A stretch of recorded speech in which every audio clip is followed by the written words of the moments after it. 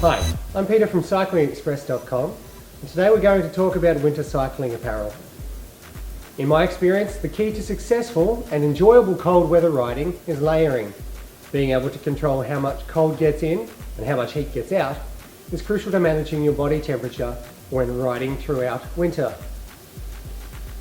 So let's have a look at the ways you can rug up on the bike. We'll go from head to toe. Firstly, the top of your head actually lets out a lot of heat. So covering it when it's uber cold means you can keep a lot of heat in. So wearing either a cycling cap or a cycling beanie can really help on those cold days.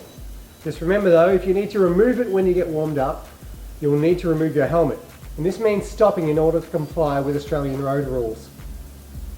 Next we'll look at the torso. An absolute must for any cyclist is a riding vest, sometimes called a gilet, pardon my poor French. The good thing about a good vest is that even if you get caught in a little bit of shower, being able to keep the cold wind off your chest will greatly increase your comfort on the bike. A wind jacket is likewise a great option. However, given there are less openings for air to escape, there is a greater propensity for sweat to build up on the inside of even the best breathing jackets. This of course depends on both how hard you're riding and how open you have the front zip. Still focusing on the upper body, arm warmers are a very versatile way to regulate your body temperature. Starting a ride with them pulled up is toasty, but should the temperature rise or you meet a long, slow climb, you can always just slide them down for that soothing cool air, only to easily slide them back up again should you need, say on a descent.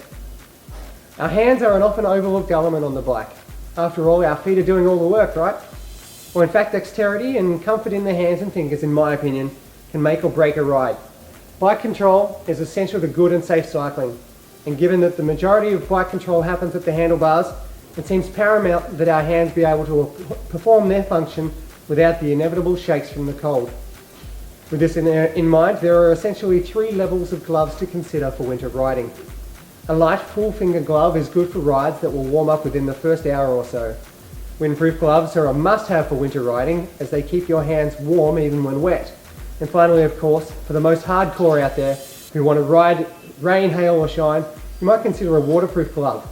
Just remember they are almost always a bit bulky. Next we'll look at the legs.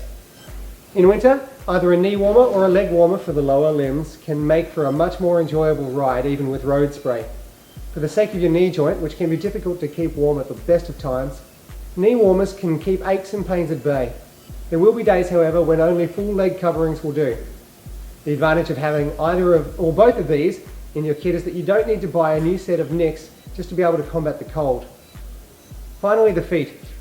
Here you have a couple of options. Winter-specific socks, often with a wool blend, are an excellent place to start, but remember they may be a tight fit in your cycling shoes. Further to this, you need to look at external options. Whether using basic toe covers, full booties, or neoprene shoe covers, the idea here is to keep wind and road spray from your feet. The thicker the material of the booties, the warmer your feet will be. Depending on your shoe fit and personal levels of circulation, any combination of these options may be necessary. But please remember, despite the hype, none of the current options available will actually keep your feet completely dry. This is a basic overview of how to prepare for cold weather riding. If you have any questions about winter apparel or our products, please don't hesitate to contact us.